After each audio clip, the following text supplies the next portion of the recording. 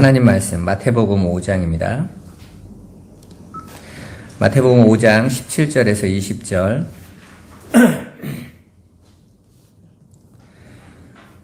한 목소리로 천천히 한번 읽어보겠습니다. 내가 율법이나 선지자를 폐하러 온 줄로 생각하지 말라. 폐하러 온 것이 아니요 완전하게 하려 함이라. 진실로 너희에게 이르노니 천지가 없어지기 전에는 율법의 1.1획도 결코 없어지지 아니하고 다 이루리라. 그러므로 누구든지 이 계명 중에 지극히 작은 것 하나라도 버리고 또 그같이 사람을 가르치는 자는 천국에서 지극히 작다 일컬음을 받을 것이요 누구든지 이를 행하며 가르치는 자는 천국에서 크다 일컬음을 받으리라. 내가 너희에게 이르노니 너희 의가 서기관과 바리새인보다 더 낫지 못하면 결코 천국에 들어가지 못하리라. 아멘. 우리 잠깐 기도하겠습니다. 살아계신 하나님 감사합니다. 아버지, 하나님 예수님께서 율법을 완전케 하려 오셨다라는 그 말씀이 무엇을 말씀하고 계시는지 우리가 알기를 원합니다. 또한 아버지, 우리가 율법에 묶이는 것이 아니라 은혜 아래에 있음이 무엇인지 더욱더 깨달아 알게 하셔서 그 은혜의 현실을 우리 성도들이 이해하고 그 하늘의 소망을 더욱더 의지하며 오직 주의 품 안에 있음이 참된 기쁨이며 만족이며 아버지여 우리의 행복임을 알도록 성령으로 우리를 가르치시고 인도하여 주옵소서. 이 시간에 말씀으로 우리를 이끌어 주시기를 원하옵고 예수 그리스도의 이름으로 기도드리옵나이다. 아멘. 오늘 이 시간에는 우리가 지난주에 이어서 율법을 완전케 하러 오셨다라는 예수님의 말씀 속에 20절 말씀에 보면 너희 의가 서기관과 바리새인보다 더 낫지 못하면 결코 천국에 들어가지 못한다라는 이 말씀 가지고 우리 의가 바리새인보다 더 나아야 된다라고 예수님이 요구하시는 그 바리새인보다 더 나은 의, 그게 대체 무엇인지 우리가 함께 말씀을 통해서 나눠보도록 하겠습니다. 우리는 지난주에 예수 그리스도께서 율법을 완전케 하려 오셨다라는 말씀을 통해서 예수님께서 율법의 세목 하나하나를 다 지켜서 우리에게 전가시켜 준 게 아니라고 말씀드렸죠. 오히려 그 율법의 저주, 율법의 심판을 예수님이 교회를 대표해서 자신이 다 지심으로 그렇게 그 제물로 죽으심으로 말미암아 그 율법을 완성하셨다라고 말씀드렸어요. 그리고 우리는 그 안에서 예수 안에 있는 그 예수 그리스도께서 율법을 완성해 주신 그 우리를 위해서 죽어 주시고 우리의 생명을 주신 그 십자가의 의만 의지해야 된다 이렇게 말씀드렸죠. 그렇다면 오늘 이런 질문들이 나올 수 있어요. 20절 말씀을 가지고 바리새인과 서기관보다 더 우리의 의가 더 나아야 된다고 했는데 그러면 바리새인과 서기관들의 의가 대체 무엇이고 그들보다 우리가 더 나은 의를 어떻게 내놓을 수 있는지 그 부분을 함께 볼 수 있었으면 좋겠습니다. 먼저 율법은 예수께로 인도하는 초등교사다라고 바울이 이렇게 말을 해요. 갈라디아서 3장 23절에서 25절 한번 같이 읽어보겠습니다. 믿음이 오기 전에 우리는 율법 아래에 매인 바 되고 계시될 믿음의 때까지 갇혔느니라. 이같이 율법이 우리를 그리스도께로 인도하는 초등교사가 되어 우리로 하여금 믿음으로 말미암아 의롭다함을 얻게 하려 함이라. 믿음이 온 후로는 우리가 초등교사 아래에 있지 아니하도다. 아멘. 하나님께서 이 구약 율법을 주신 것은 믿음의 때까지 곧 그리스도 예수 그리스도로 말미암아 주실 은혜를 알아듣게 하시기 위함인 것이죠.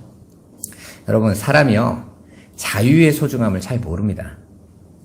내가 가지고 있었던 것들이 누군가에게 노예되고 붙들려 본 삶을 경험해 보지 않은 사람은 이 자유의 기쁨과 만족에 대해서 소중함을 잘 못 느껴요. 요즘 미얀마 사태가 막 뉴스에서 연일 보도되고 있잖아요. 어제 25세 된 미얀마 남성 하나가 총에 맞아 죽었어요. 죽었는데 결혼해서 아이까지 있는 아내 되는 분이 이제 자식도 있고 이러니까 하지 말라고 말렸겠죠. 근데 이 남자분이 이랬다라는 거야. 여기에서 포기하면 다시는 우리 때의 민주주의는 안 올 것 같아. 이 자유를 다시는 얻지 못할 것 같아. 왜냐면 미얀마는 거의 한 50년 동안 그 수지 여사가 있기 전, 그 민주주의가 회복되기 전까지 한 50년이 거의 군부 독재로 있었다가, 이제 그 새로 시작하고 나서 몇 년 되지도 않았는데 이제 군부에서 이게 더 이상 또 시간을 더 갖다가는 자기들의 세력이 이제 안 될 것 같으니까 이번에 쿠데타를 일으켰잖아요. 그런데 이제 국민들이 더 이상 여기서 멈추면 이 자유를 잃어버릴 것 같아. 이제 이러고 있는 거죠. 제가 그 모습을 보는데 꼭 제가 고등학교 때 우리나라 국민들이 그 전두환 정권에 막 항의하던 그때가 생각나더라고요. 저는 그때 고등학생이었는데 막 화이트 칼라 입은 분들부터 뭐 시장에 할머니, 할아버지까지 다 나와가지고 하고 있던 모습들을 많이 봤었어요. 그런데 그때 얻어서 그 정권이 바뀌고 민주화가 되었을 때 우리가 참 그것을 기쁘게 생각했잖아요. 그 맛, 즐거움이 있으니까. 우리가 만약에 율법 아래에서, 법 아래에서 묶여있는 그 삶이 얼마나 두렵고 떨리는 삶인지를 알지 못한다면 예수 그리스도께서 주시는 그 십자가의 은혜의 삶이 뭔지 모르는 거예요, 여러분. 그래서 많은 분들이 그냥 예수 믿으면 천국 가 이건데 그런 내용 수준이 아닌 겁니다. 여러분, 그렇게 하나님 없는 이 세상의 율법, 이 세상의 가치에 묶여있는 삶이 얼마나 수고하고 무거운 인생인지를 맛보라는 거예요, 여러분. 선악과를 따먹은 모든 인간들은 자기들 스스로 법 아래에 갇혀버리는 거죠. 왜? 선악을 판단하는 주체가 되겠다라는 것 자체가 자기가 스스로 법을 만드는 거예요. 선행체계, 윤리체계, 또 도덕체계, 거기다가 성공체계, 가치체계를 쭉 자신들이 만들어 놓고 몇 주 전에 제가 말씀드린 대로 그 안에 자기들이 갇혀서 그 안에서 자기가 평가받는 거잖아요, 여러분. 그래서 잘 사는 사람, 못 사는 사람, 높은 사람, 낮은 사람, 훌륭한 사람, 못난 사람, 이렇게 자기들이 그 법 안에 갇혀서 그 안에서 그 기준을 못 맞추면 세상은 그 사람들 어떻게 하죠?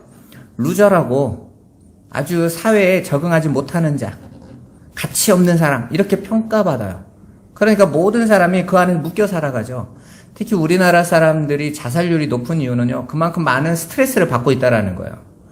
자녀들에게도. 왜냐면 그 한국 사람들의 이 가지고 있는 그 가치체계 안에 못 들어가면 무시당하고 비웃음과 조롱당하는 거죠. 그러니까 어떻게 됩니까? 그 안에서 자기들을 증명해내려고 살아가니까 얼마나 몸부림치겠어요. 외국에서 한국에 온 사람들마다 다 하나같이 시작하는 게 아이들이 저렇게 죽도록 공부하는데 너무 불쌍하다는 거죠. 거의 기계처럼 공부하잖아요. 그 서울대에 그 외국에서 다큐멘터리를 한번 찍은 적이 있거든요. 서울대생에 대해서 앙케이트를 조사해서 당신이 이 서울대에 들어오기까지 어떤 노력을 했습니까? 그랬더니 10분만 자고 이틀 동안 공부한 적이 많다는 거예요. 그리고 문제집을 사면 처음부터 풀기 시작해서 그걸 다 풀어야 잤대요. 그러니까 그냥 삶 자체가 그냥 매여서 살아가는 거죠. 그러면 서울대 안에 들어와서는 어떻습니까?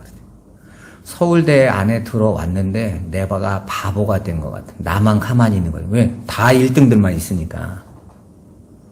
그 안에서 또 등수가 또 남아지는 그 삶이 너무너무 힘든 거죠.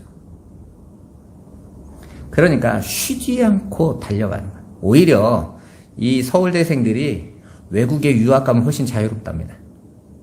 왠지 아세요? 더 잘하거든요, 여기는. 그래서 외국의 교수가 서울대 수준이 얼마나 뛰어난지 모른다라는 거예요. 오히려 이 안에 있는 게 더 힘들 만큼, 왜? 모두가 죽도록 하니까. 법이라는 거예요, 그게. 갇혀있다라는 것이죠. 그 말은 좋고 나쁘고가 아니라 거기에 묶여있으면 그 세상이 전부인 줄 알고 살아가는 거죠. 그런데 하나님께서 그 법, 하나님께서 율법을 딱 주시고 그 법 안에서 자신들이 평가받는 그 삶에 묶여서 살아가는 거예요. 유대인들도요. 자기들은 다 유대인이니까 서로 좋아한 게 아니에요. 바리새인의 가치, 서기관, 율법사, 제사장, 자기들의 지배계층과 자기들의 가치를 자기들이 평하고요. 그 바리새인들은 저 갈릴리 사람들, 이런 사람들을 아주 무시했다고 그랬죠. 왜? 그들은 죄도 많이 짓고 율법도 제대로 지킬 수 없는 존재들이었다고요. 창기, 세리 이런 사람들을 바리새인들이 뭐라고 불렀습니까? 죄인들 이렇게 아예 불러버렸다니까요. 그러니까 자기들하는 유대인은 하나님의 선민이다 하고 있는 안에서도 뭐가 나눠져요? 법 안에서 의인, 죄인 이렇게 나누고 있는 거예요. 그러니까 하나님이 만드신 그 나라라고 자기들이 생각하고 있었거든요. 유대인들은 그 나라 자기들 자체가 하나님 나라라고 생각을 했어요. 통치자인 메시아만 오면 완성될 나라인 거예요. 근데 그 안에서조차도 예수님이 뭐라고 표현하십니까? 수고하고 무거운 짐진 자들아 그러잖아요. 거기에 묶여서 그 법 아래에 묶여서 살아가는 거예요. 그곳에 예수님이 오셨어요. 그리고 뭐라고 말씀하십니까? 이제 내가 주인이니까, 내가 그리스도니까 이제는 자유야 이렇게 선언하신 거죠. 그런데 그들은 받아들이지 않는 거예요. 그들은 여전히 율법으로 자기를 증명하는 삶이 오히려 더 편하다라고 착각하고 있는 거죠. 우리가 하나님을 믿는 믿음을 율법의 행위에 묶어서 그것을 우리 신앙의 잣대로 여기면 절대로 안 됩니다, 여러분. 우리가 예수 그리스도로 말미암아 믿는다고 해놓고 그 믿음을 또 내가 내놓는 어떤 신앙의 결과물 내놓는 것들로 서로 또 평가를 하면 안 되는 거예요. 그러니까 오늘날 교회는 예수 그리스도로 받은 그 은혜를 실컷 얘기하면서 또 율법을 또 묶어버리죠. 이런 말씀을 가지고 우리가 예수 믿어도 이런 건 해야 돼. 이만큼은 해야 돼. 그래야 하나님이 축복하셔. 이렇게 또 묶어버리잖아요. 그래서 바울이 뭐라고 말했냐면 너희가 율법에서 나와서 다시 율법으로 돌아갈래? 그러잖아요. 그게 초대교회에서 바울이 계속해서 싸웠던 것이고 그 율법에 대해서 바울이 계속 정죄했던 내용이죠. 그 바울이 율법은 예수께로 인도하는 초등교사일 뿐이야. 그런데 선악을 알게 하는 열매를 먹은 인간들은 그렇게 육신이 되어버려서 그 진리를 알아보지를 못하는 거예요. 맹인들인 거죠. 그래서 그들은 이 세상에서 보여지는 것, 나타나는 것으로밖에는 이해가 안 돼요. 그러니까 내 신앙을 내 안에 계신 예수 그분을 내가 온전히 알고 그 안에서 붙들림 안에 가는 게 아니라 여전히 내가 얼만큼 잘하냐로 나의 신앙이 자꾸 평가되는 거예요. 여러분 이렇게 느껴지죠? 내가 예수 그리스도로 믿는 믿음에는 변함이 없이 나는 구원의 확신이 있다고 하는 분들이 나 요즘 믿음이 떨어진 것 같아. 나는 요즘 믿음이 약해진 것 같아. 난 믿음을 더 키워야 돼. 여러분 그렇게 말하고 있는 그 기준 안에 들어가 있는 게 뭐죠? 내가 요즘 좀 예배에도 소홀하고 기도도 좀 소홀한 것 같고 내가 전도도 안 하는 것 같고 이러면 내 믿음이 많이 약화된 것 같죠. 그러니까 우리는 끊임없이 겉으로 보여지고 나타나지고 있는 나의 행위, 내가 하고 있는 열심 이런 걸로 나의 믿음이 평가되어지는 거예요. 그러니까 앞에서 선동가가 이거 해라 저거 해라 하는 데가 사람들이 몰리는 겁니다. 왜? 거기 가면 내가 열심히 믿는 것 같거든요. 작년 올해 코로나로 인해서 모든 교회들이요 정체되다시피 했거든요. 그런데 목사님들의 가장 큰 고민이 뭐냐면 지금까지 성도들을 일시켜서 막 교회를 이렇게 했는데 그럴 수가 없는 상황이 왔잖아요. 큰 고민에 빠진 거죠. 저는 참 좋은 기회라고 생각합니다. 일해야 되고 모여야 되고 막 으쌰으쌰 해야 돼. 내 믿음이 증명된다라고 여기고 있었던 사람들에게 만약에 그럴 수 없는 상황에서는 뭘로 믿음을 증명하겠냐는 거예요. 믿음은 그런 게 아닌데 생명이 내 안에 오고 빛이 내 안에 오면 그 빛이 정작 나의 행위가 아니라 내 안에 어두움을 밝히고 진리를 더 확연하게 보여주시는 것이 믿음인데 우리는 그 내용 안에 있는 마음의 법 성령에는 감지하지 못하고 겉으로 드러나는 어떤 행위만 열심히 쫓아다니는 거예요. 밖으로 내놓는 거. 그래서 열심히 훈련받고 열심히 전도하고 열심히 찬양하고 이러면 막 믿음 좋은 것 같은데 그 장소를 벗어나서 나 홀로 집에 오면 허전하기 시작하죠. 불안하기 시작한 거 아닙니까? 왜요? 나 혼자 있을 때는 내가 어떻게 믿음을 증명해낼지 모르겠거든요. 빛이 내 안에 와 있는 자들은 그렇게 하나님에 의해서 내 삶이 내일 돌아봐지고 확인되어지는 거예요. 그런데 안 보이니까 그렇게 마치 물고기 떼처럼 모여있는 곳에 그룹으로 들어가야만 안심을 하는 거예요. 이 시대의 교회가 그렇게 향하고 있지 않습니까? 그래서 능력 있는 교회, 증거 있는 교회 이렇게 사람들이 몰리는 거 보면 거기서 어떤 일을 한 자리 하고 열심히 하고 거기에서 자기 정체성을 찾으려고 자꾸 하는 거예요. 그런데 막 돈까지 줘가면서 자리를 차지하려고 막 애쓰죠? 그게 오히려 자신들이 하나님을 못 보고 있다라는 증거란 말입니다. 여러분 오늘 설교를 들으면서 오늘부터 내가 바르게 살아야지, 착하게 살아야지, 이거 해야지, 내가 하나님의 뜻 안에서 이만큼 해내야지, 이것조차도 선악 구조 아래 우리가 여전히 있는 거예요. 구원과 그 생명은 뭐냐면 내가 그런 선악의 구조의 판단 밖으로 나오는 거예요. 나의 삶을 아버지께서 인도하심을 확신하고 그 삶에 내가 온전히 나를 내놓는 겁니다. 그리고 내가 이건 잘했네 못했네란 판단권을 버리는 겁니다. 왜냐하면 나의 길을 인도하시는 분은 하나님이시니까. 그러면요 남이 나를 어떻게 보는가에 대해서는 관심이 없어요. 분명히 스데반이 돌에 맞아 죽을 때에는 돌을 던지는 사람들 입장에서는 제일 저주받은 인간이 스데반이잖아요. 그런데 오히려 스데반은 뭐라고 외칩니까? 저들의 죄를 용서해 주세요. 저들이 몰라서 그렇습니다. 그들이 자신을 향해서 돌을 던지고 율법을 어긴 놈이라고 하나님의 이름을 모욕한 자라고 욕을 하는 그 소리에 반응하지 않는단 말이에요. 바울이 감옥에 있을 때 자신을 향해서 비웃음과 조롱에 반응하지 않는단 말입니다. 왜? 나의 선악의 판단은 내가 아니라 하나님이시란 말이에요. 그걸 알고 조금씩 진리를 알게 되면 더 이상 여러분 세상에서 여러분을 뭐라고 판단하는지에 대해서 관심이 꺼지는 거예요. 왜? 하나님이 나를 인도하시는 그 길을 세상이 어떻게 알겠냐고요, 여러분. 나도 하나님이 나를 어떻게 인도하시는지 잘 모르는데 나는 그저 하나님이 오늘 하루를 인도하시는 그 삶에 감사하고 그분의 뜻에 맡겨가는 건데 그걸 세상이 옳다 그르다 거기에서 우리가 자유로워지는 게 해방되는 거예요, 여러분. 내가 남보다 더 성공하고 남들의 가치 기준에서 인정받는 게 자유가 아니란 말입니다.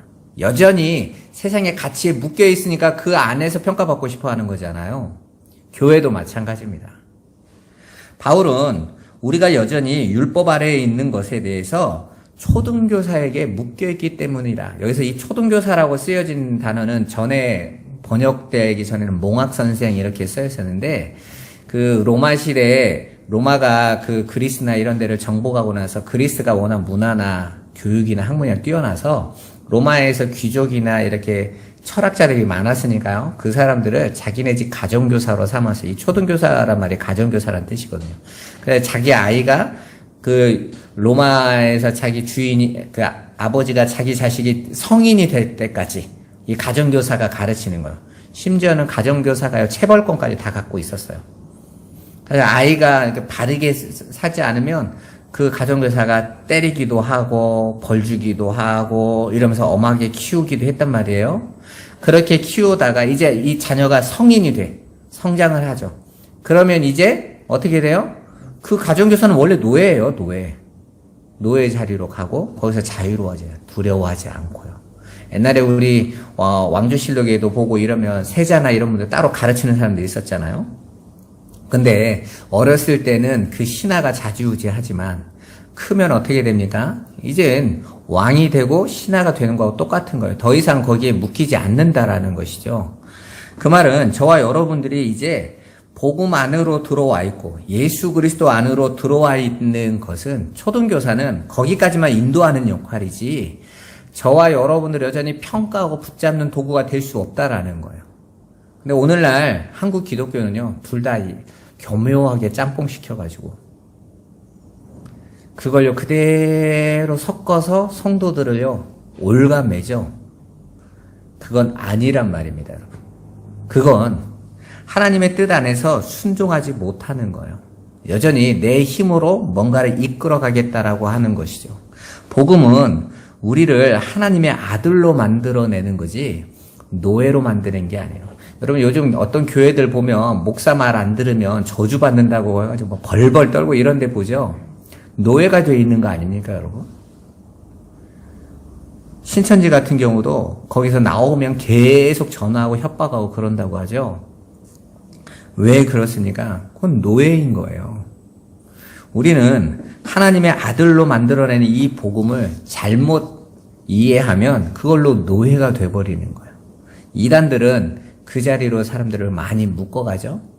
협박하고 저주받는다고 공갈하고 이렇게 가는 겁니다. 고린도전서 4장 14절에서 15절 같이 한번 읽어보겠습니다. 그리스도 안에서 1만 스승이 있으되 아버지는 많지 아니하니 그리스도 예수 안에서 내가 복음으로써 너희를 낳았음이라. 아멘. 봐보세요. 여기서 1만 스승 할 때 이 스승이 초등교사라는 단어예요. 파이라보고스. 그런데 1만 스승이 있는데 그리스도 안에서 많은 스승이 있대요. 쉽게 말해서 여기서 초등교사가 많다라는 뜻이니까 그들은 무엇을 전하는 거예요? 율법이 초등교사라고 했잖아요. 그죠? 그러니까 그리스도 안에서 예수를 믿는다고 하는데 많은 초등교사들이 많대. 그 말은 뭔 말이냐면 예수 그리스도를 실컷 얘기해놓고 또 뭘 전한다는 거예요? 율법, 진리를 보지 못하니까 하나님의 말씀을 진리로 해석하지 못하고 여전히 이 세상의 이치에 묶여서 그 진리를 못 가고 교훈으로 율법으로 전합니다. 이 시대의 교회의 모습과 똑같지 않습니까? 여기서 1만이라는 게 1만 명이라는 뜻이 아니라 그런 사람들로 꽉 차 있다는 거예요. 그러니까 1만 목회자 얘기하는 거예요. 그들은 초등교사, 율법의 것에 묶여서 교훈과 이 세상의 것에 묶여서 살아가는 것이죠. 그러니까 교회에서 성공하는 법, 비즈니스 잘하는 법 이런 거나 가르치죠. 윤리, 도덕, 선행, 구제 이 선에서 못 벗어나는 거예요.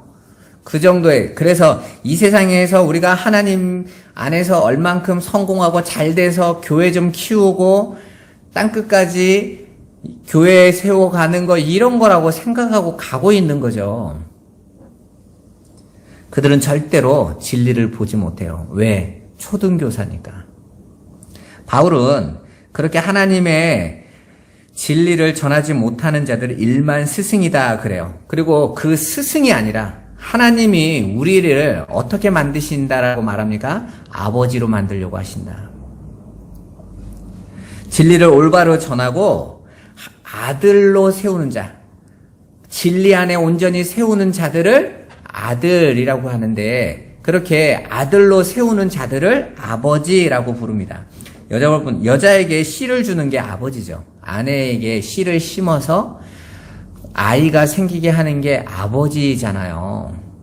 그래서 우리 시에도 아버지 날 낳으시고 어머니 날 기르시고 이러잖아요. 씨는 아버지가 가지고 있으니까. 그래서 씨를 심어 아들을 낳게 하는 존재다 해서 바울이 아버지라고 하는 거예요. 이 아비라는 헬라어에 이 아비를 하면요 알레베이트거든요. 하나님의 집이라는 뜻이에요, 여러분. 그러니까 아버지. 전 세계가요 정말 놀랍게 아빠, 엄마에 대한 발음은 똑같아요. 파파, 마마 다 같은 어감과 뉘앙스를 다 가지고 있습니다. 정말 그러니까 한 언어에서 나왔다라는 게 맞다라고 말할 만큼 깨지고 막 벗어졌지만 거의 하나에서 시작된 건 맞다라고 언어학자들이 말하잖아요. 근데 그렇게 아버지라는 존재는요 씨를 심어서, 근데 성경에서는 이 씨가 예수 그리스도라고 하죠. 그걸 진리라고 말을 해요. 생명이라고 말을 하지 않습니까? 바울도 그 진리를 심는 자를 스승이 아니라 아버지라고 합니다. 아버지. 그러면서 자신이 친히 설명을 해줘. 디모데에게 뭐라고 부릅니까? 내 아들아 이러잖아요. 진리로 나아졌다. 그러니까 교회 안에 많은 1만 스승들이 있어요. 대부분 다 아들을 낳을 수 없는 자들이라는 것이죠. 이러면 잘 되지 않을까? 이러면 성공하지 않을까? 세상의 이치를 가르칠 뿐이지 하늘의 진리를 온전히 알아서 진리를 담은 자만 진리를 낳을 수 있으니까 우리는 모두 다 그렇게 아버지로 진리를 낳는 자들로 세워져 가야 되는 거예요. 그러니까 우리 교회가 저와 여러분들이 함께 하면서 재미있는 신앙생활, 유익한 활동, 삶에 활력을 주는 교회 이런 걸 추구하면 안 된다는 거예요, 여러분. 교회는 그런 곳이 아닙니다, 여러분. 아들을 낳는 곳이에요. 진리를 세우는 곳이라니까요. 우리 안에 하나님의 말씀, 여러분 마음에 진리로 오신 그 예수를 빛으로 생명으로 살리는 영으로 오신 그 성령의 역사를 올바로 이해하고 알아들어서 믿음 안에서 아들로 똑바로 서는 일에 집중해야 되는 거예요. 그런데 마지막 때가 되면 사람들이 자기 귀에 재미있고 좋은 이야기, 듣기 쉬운 이야기 해주는 일만 스승을 두기를 즐겨야 한다고 그래요, 여러분. 그걸 더 좋아한다는 거죠. 많은 사람들이 교회에 대해서 평가하는 소리를 들으면 아, 이분은 복음에 관심 없구나. 정말 관심이 없어요. 아니, 목회자들도 복음에 별 관심이 없어요. 고민을 한 번도 안 하는 것 같아요. 내가 정말 전하는 이 말이 하나님 뜻이 맞을까? 근데 어떤 분은 틀렸는데 확신하는 사람이 있죠. 뭐 신천지나 뭐 하나님 교회 이런 사람들을 봐보세요. 틀렸는데 너무 확신에 차 있잖아요. 뭐 그런 사람 뭐 그런가 보다 하는데 우리끼리 알아듣는 거 안에서 대화가 되는데도 대화가 안 돼. 딱 그 안에서만 이야기해요. 저와 여러분도 마찬가지 아니었습니까? 그냥 세상의 이치에서 아 이런 거 다 모두가 알아듣는 말 과연 그게 진리일까? 라는 고민을 아무도 안 하는 거죠. 그렇게 모두가 다 자기가 옳다고 여기고 좋다고 여기는 말을 따라가게 돼 있어요. 그래서 예수님이 뭐라고 말합니까? 이 복음 전에서 못 알아들으면 어떻게 하라고 그래요? 알아들을 때까지 하라고 해요? 아니요. 그냥 신발 털고 나오라고 그러잖아요. 아닌가 보네. 이러고 나오라는 거예요. 생명에만 반응하는 사람이 있단 말이에요. 사마리아 여인 같은 자들이 있단 말입니다. 고린도 교회에 내가 예배한 자들이 많도다 하는 자들이 있단 말이에요. 그 진리 안에서. 그렇게 죽을지언정 복음을 듣고자 하고 그것만 알고 싶어 하는 사람들이 있어요. 교회는 그들로 세워져 가는 거예요. 그러니까 열심히 하나님의 말씀을 배우고 기도하고 삶 속에서 밤낮으로 묵상하면서 사셔야 되는 거예요. 그거 외에는 기쁨이 없습니다. 그래서 시편의 1편에 하나님의 말씀을 알고 그 말씀을 묵상하는 게 너무 좋다고 그러잖아요. 그걸 기쁨으로 여기고 그거 알아가고 그 하나님에 의해서 통치받는 삶을 즐거워하는 자들이 있단 말입니다. 하나님은 그런 자들을 이 역사 속에 보내셔서 오히려 이 역사 속에 사람들이 막 세상의 것을 쫓아가는 그 삶이 괴롭고 힘들고 아프게 하세요. 저거 아닌데 저 삶 살면 절대 안 되는데 왜 저걸 좋아하지? 그런단 말입니다. 오늘 말씀으로 들어가겠습니다. 본문 20절에 보면 예수님께서 제자들에게 너희 의가 서기관과 바리새인보다 더 낫지 못하면 결코 천국에 들어가지 못한다라고 설명하세요. 이 말씀은 많은 성도들을 우왕좌왕하게 만드는 부분이죠. 분명히 예수 믿어서 구원받아야 되는데 바리새인과 서기관보다 더 나아야 된다.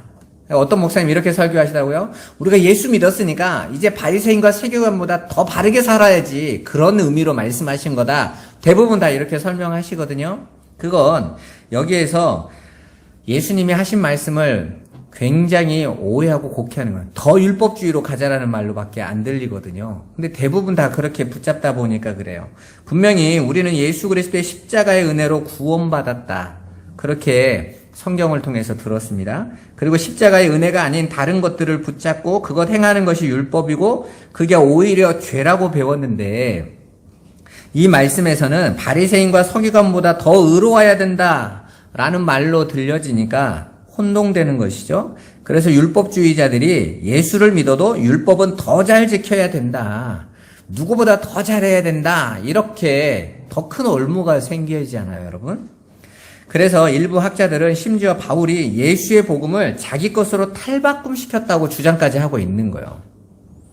오직 의인은 믿음으로 말미암아 산다는 말을 너무 강조한 나머지 바울이 그렇게 그 당시에도 율법주의 교사들하고 싸우잖아요. 다른 복음은 없나니? 라고 하면서 막 싸웠잖아요.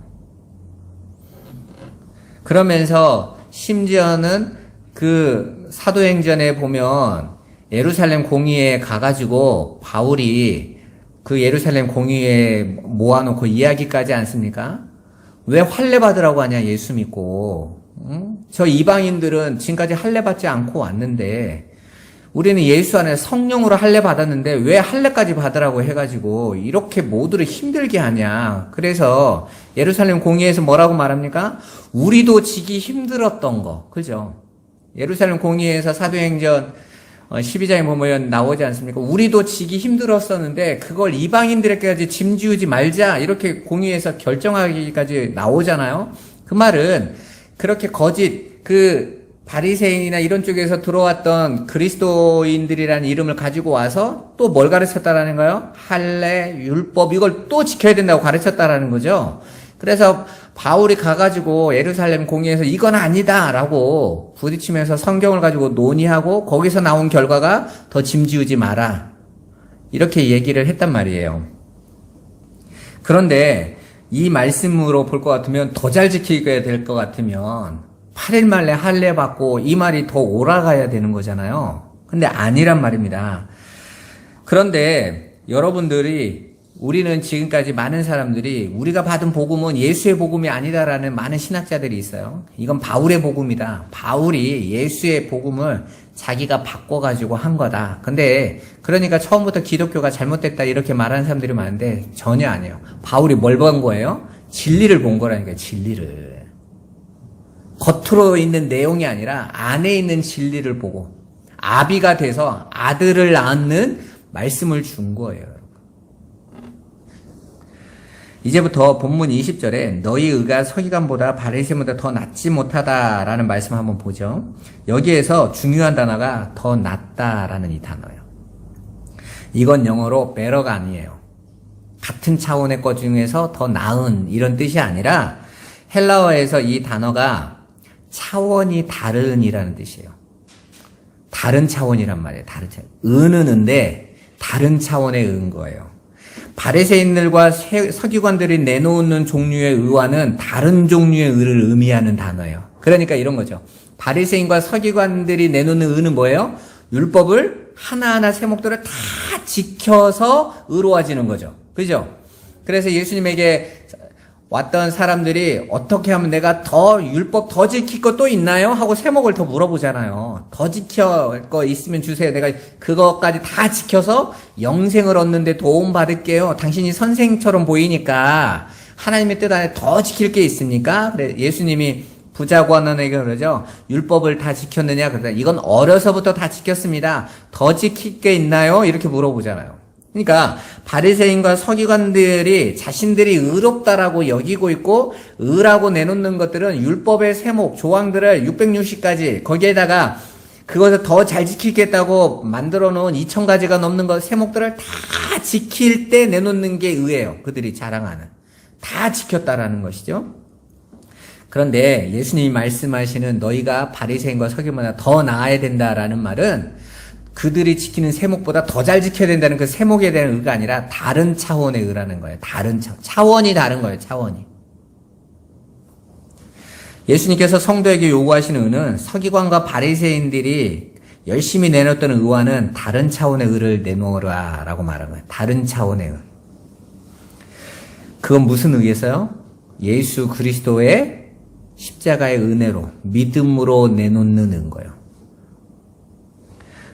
그러면 바리새인들의 의의 정의가 바로 그렇게 세목을 다 지키는 거라고 그랬죠. 그런데 만약 예수님이 오셔서 우리에게 선물해 주신 의가 당신이 바리새인들처럼 율법을 하나하나 다 지켜서 우리에게 전해준 의라면 그 의는 바리새인과 똑같은 차원의 의였던 거잖아요.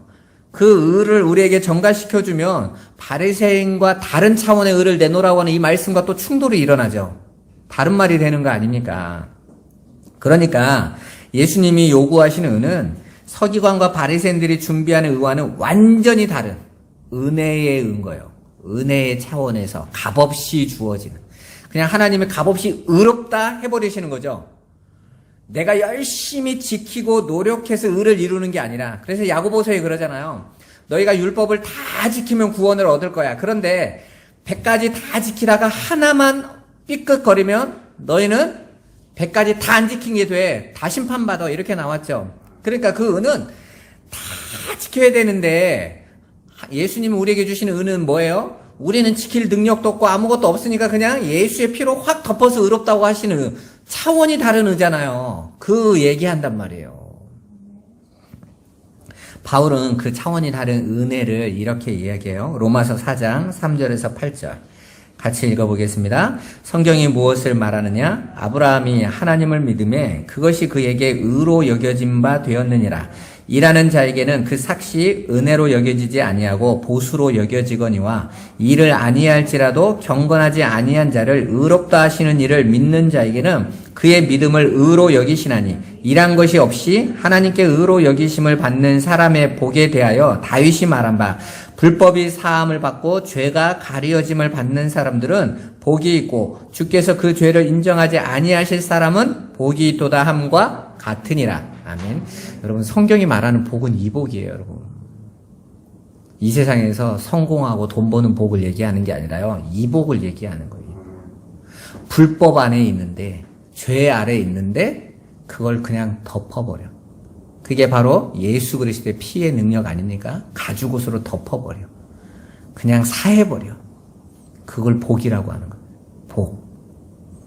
근데 이 시대의 기독교는 그건 당연한 거고, 또 다른 걸 구하가죠. 그들이 가짜인 거예요. 이게 복인 겁니다. 일한 것 없이 의롭다함을 받는 것. 이게 예수님이 말씀하신 더 나은 차원의 의인 거예요. 그러니까 너희가 아무리 노력해서 의를 쌓겠다고 하는 그 의가 아니라, 너희는 그 바리새인과 서기관들이 추구하는 그 의가 아니라 내가 값없이 주는 그 의가 있어야 돼. 더 나은 의라는 거죠, 그게.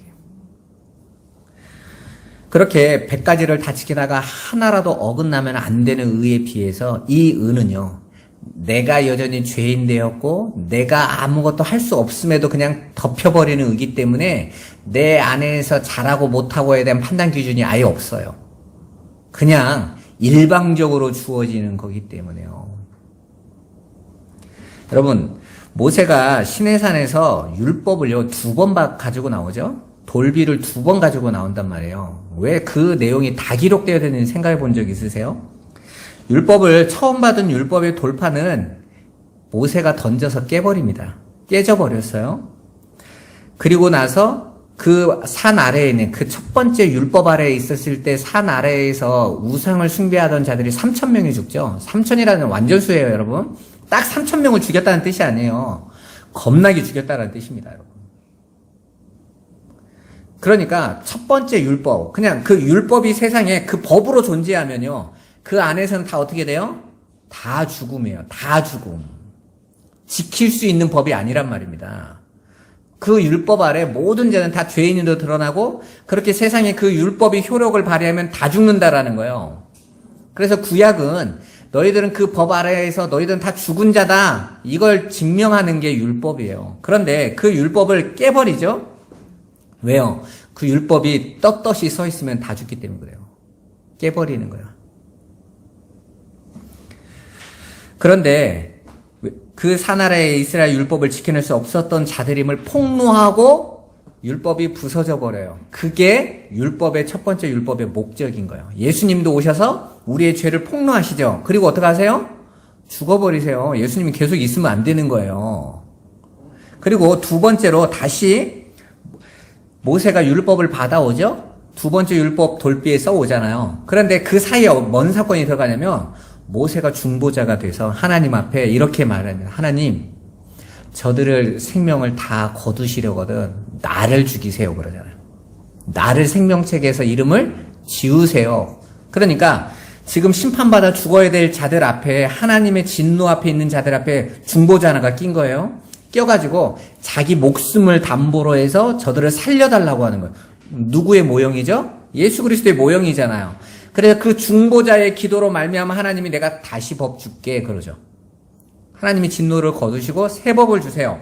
그런데 그 두 번째 돌판을 받는 모세는 그 돌판을 가져와서 어떡합니까? 이스라엘 앞에 그 돌판을 세워놓나요? 아니죠. 바로 법궤 안에 집어넣어 버립니다.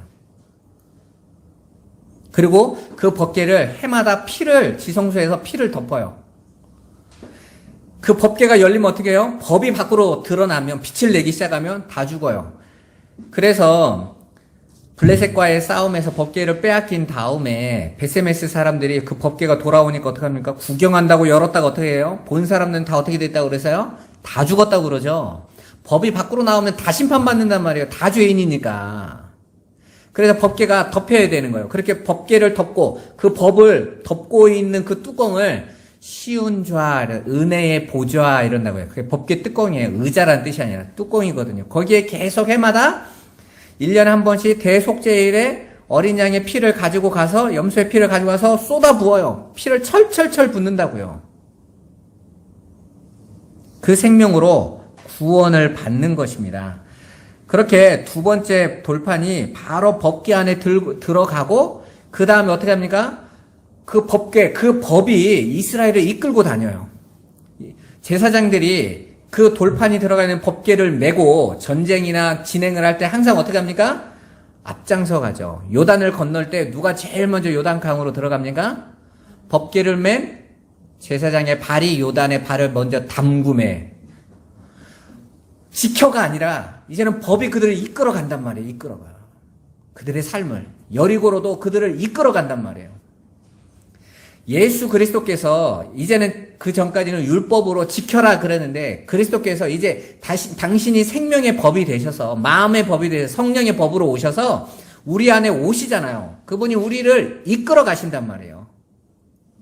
지켜가 아니라 행해라가 아니라요. 그래서 우리를 그 하나님의 뜻을 알고 그 안에 온전히 서게 하는 거예요. 한마디로 은혜가 이끌어가는 형국이에요. 그렇게 하나님의 법궤, 법이 우리 안으로 들어와서 우리 안으로 이끌어가는 거죠. 그리고 그 법궤를 누가 매요? 제사장이 맵니다. 그 법이 제사장과 연합이 되어져 있는 형국이잖아요. 그런데 그 제사장은 누구의 모형이에요? 예수 그리스도의 모형이에요. 그죠? 그러니까 법이 제사장과 연합이 된 것은 법이 곧 누구인 거예요? 예수 그리스도인 거예요.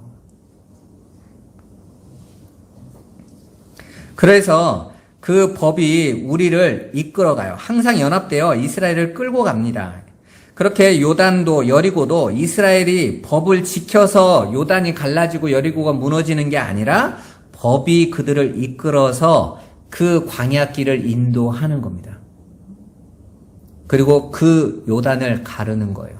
그 아버지의 나라로 이끌어가는, 가나안은 하나님 나라의 모형이니까 법이 우리를 이끌어 간다니까요, 여러분. 우리는 어떻게 해요? 그 법을 보고 가는 거예요. 나를 이끌어 가심 따라 순종하고 가는 거예요. 가는 대로 따라가는 거예요. 멈추면 멈추는 거예요. 가면 가는 거예요. 그게 성도들의 삶이란 말입니다. 그러니까 율법은 하나님의 백성들이 지켜내야 하는 규례와 명령의 개념이 아니라 하나님의 백성들을 통치해서 이끌어 간다라는 것 자체가 통치하고 있다라는 거잖아요, 여러분. 이해되세요? 부모님이 아이들을 손을 잡고 이렇게 이끌어 간다라는 것 자체가 아이를 부모가 붙잡고 있는 거죠. 인도하고 있는 거예요. 했다, 안 했다, 혼낸다, 안 했다의 개념이 아니라. 쉬운 말로 하나님의 백성들을 이제는 잡아 끌고 가는 게 아니라 그들 안에서 그들을 인도해 간다라는 거예요. 그게 바로 하나님의 능력인 거예요. 그래서 에레미야서에 이런 말이 있죠. 내가 너희에게 남편이 돼서 손잡고 가도 너희가 안 따라왔잖아. 그러니까 어떡합니까? 31장 31절에 33절까지 내가 내 법을 너희 마음에 두어서. 법이 어디로 들어가는 거예요? 우리 안으로 들어와 버리는 거예요. 들어오면 어떻게 됐다고 그래요? 너희가 내 백성 될 거야. 그 법이 내 안에 확 들어와서 이제 나를 장악하고 내 안에 들어와서 나를 붙잡아 주면 백성이 되는 거예요. 뭘 해서가 아니라, 지켜서가 아니란 말입니다. 그렇게 마음의 법이라는 말을 성경에서는 생명의 법이라고 하고 성령의 법이라고도 하고 다른 말로는 성령이라고도 하는 거예요. 예수 그리스도의 영 다 같은 말이에요, 여러분. 그렇게 하나님의 법이 하나님 나라 안으로, 성경에 이렇게 말하죠. 그 법이 들어가 있는, 그 성령이 들어가 있으면 그들이 하나님의 백성이라면서요. 그리고 거기에 성령이 거하는 곳이 하나님 나라라면서요. 그러니까 하나님의 백성들, 하나님의 나라, 성도들은 하나님의 뜻대로 순종하고 사는 자들이니까, 그리고 그 하나님의 법이 그들을 다스리고 인도할 거니까 그들이 이미 천국이라고 말을 하는 거예요. 그러니까 이건 지금 구원받은 우리의 삶을 이야기하는 겁니다. 성도들 안에 그렇게 법이, 생명이 내 안에 왔으면 그들은 이미 하나님 나라 백성이 되었던 거예요.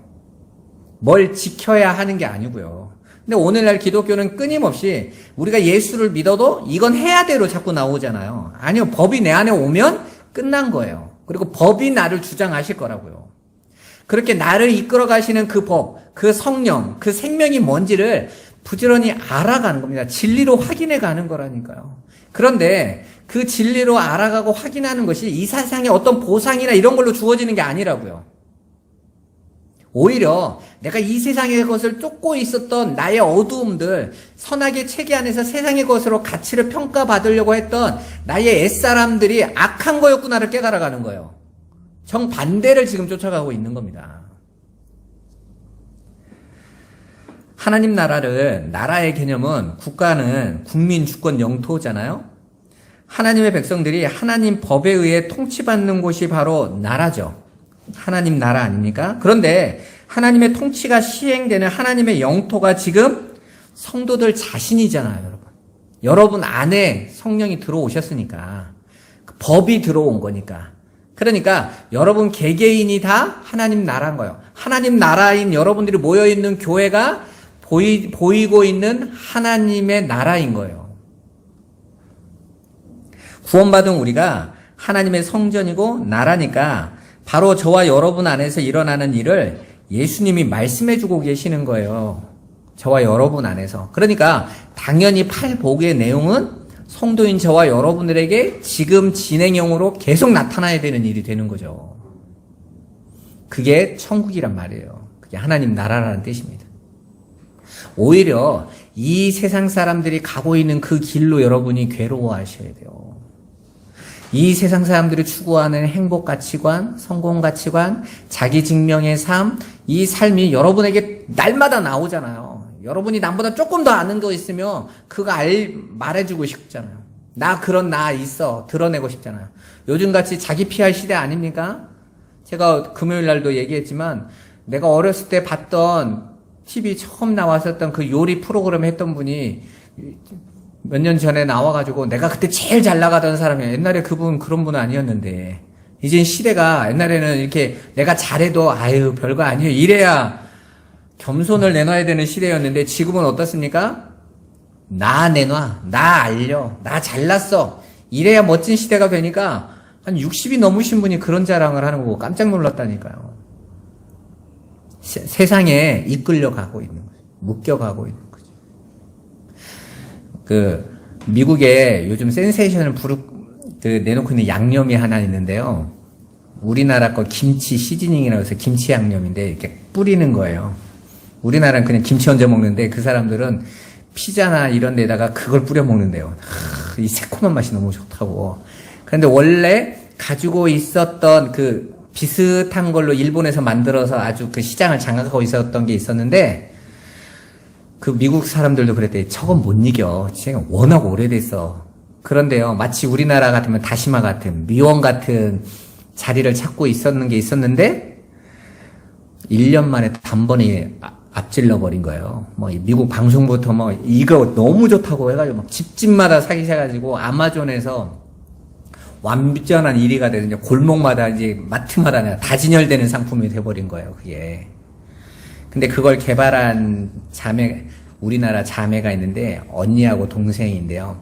동생 이름이 찬양이더라고요. 찬양. 근데 굉장히 가난한 환경에서 열심히 해가지고 그렇게 성공했어요. 근데 그 언니가 그런 말 하다가 힘들었을 때, 그 필리핀에서 떡볶이가 잘 될 거라 한류가 처음 불어서 공부하다가 포기하고 떡볶이 장사를 시작한 거예요. 잘 팔릴 거라고 야시장에 처음부터 100인분을 준비해 갔는데 2인분 팔았대요. 다시 쫄딱 망해가지고 그 힘들었던 얘기를 울면서 얘기하더니 막 웃으면 괜찮아요. 지금은 내가 잘 됐으니까. 참 그 마음을 보는데, 이름이 찬양이라는 거 보면 분명히 예수 믿는 집이잖아요. 아, 우리 예수 믿는 사람들이 다 저렇게 세상 가치관에 묶여서 그걸 행복, 그걸 성공, 그걸 하나님의 복, 이렇게 생각할 거 아닙니까? 우리가 다 이리로 가고 있구나. 또 교회에서도 하나님의 영광.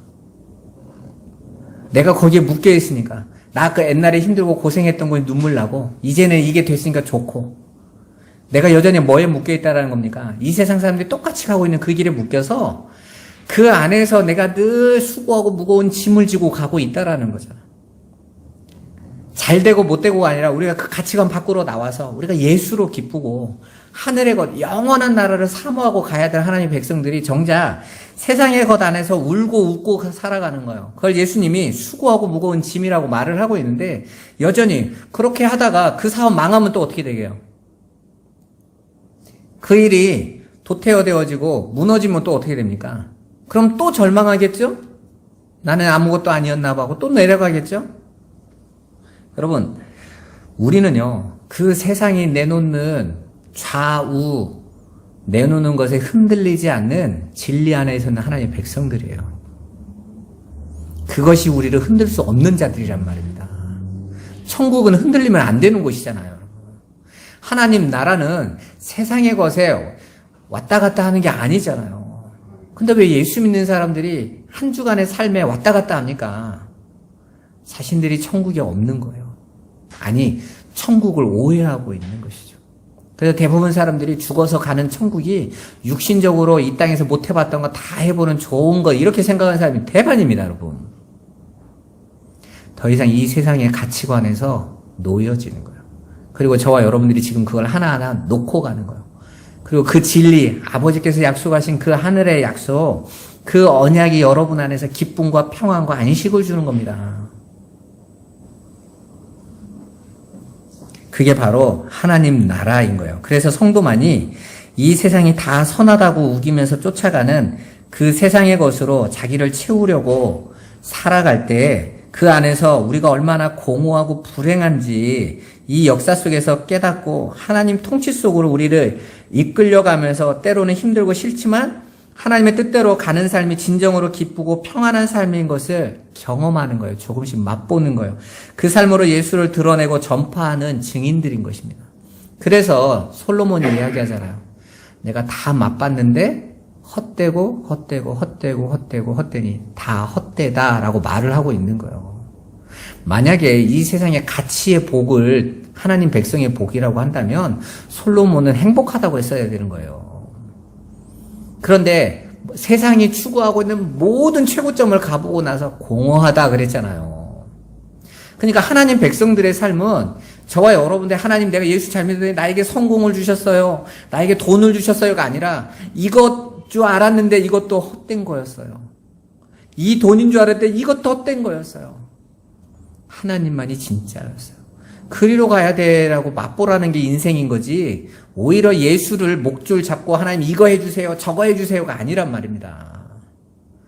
성경을 전혀 다르게 붙잡고, 그건요 바리새인과 서기관과 세상 사람 다 쫓아가고 있는 의란 말이에요. 그 행복 가치관 아닌 겁니다. 그래서 예수님 뭐라고 말씀하십니까? 내가 주는 평화는 세상이 주는 그 평화 아니야, 그 행복 아니야 라고 분명히 선을 그으시잖아요. 우리는 그걸 맛보는 거예요. 그런데 제가 조금 경험하고 있는 바지만 삶이 아니라 그 진리 안에서 오는 그 맛보면요 너무너무 커요. 근데 삶의 반대편을 바라보면 돼요, 여러분. 내가 지금 삶에서 찾고 있는 것이 아니라 삶 속에서 경험하는 거 안에서 반대편의 진리를 보시면 보여요. 결론을 말씀드리겠습니다. 오직 십자가의 의가 여러분을 붙들고 있어요. 그게 바리새인과 서기관보다 훨씬 나은 의입니다. 누가 여러분들에게 자신들의 행위와 내놓는 것으로 자랑하거든 여러분이 십자가의 의를 얘기해 주세요. 승리하시기를 주님의 이름으로 축원합니다. 기도하겠습니다. 살아계신 하나님, 우리의 의가 바리새인과 다른 차원의 의라는 것을, 그렇게 예수 그리스도의 십자가로 주어지는 은혜의 의라는 것을 알게 하여 주심을 감사합니다. 그러니까 그 의가 얼마나 귀한 건지, 우리가 몸부림치면서 만들어내려는 그 의라는 것이 얼마나 우리에게 수고와 무거운 짐이 되는지 우리가 더 많이 경험하게 하시고 더 깨달아서 그 예수 그리스도의 은혜만 의지하는 자들 되게 하여 주옵소서. 그 삶을 살아가는 우리 성도들의 한 주간의 삶도 하나님이 축복하여 주옵소서. 예수님의 이름으로 기도합니다. 아멘.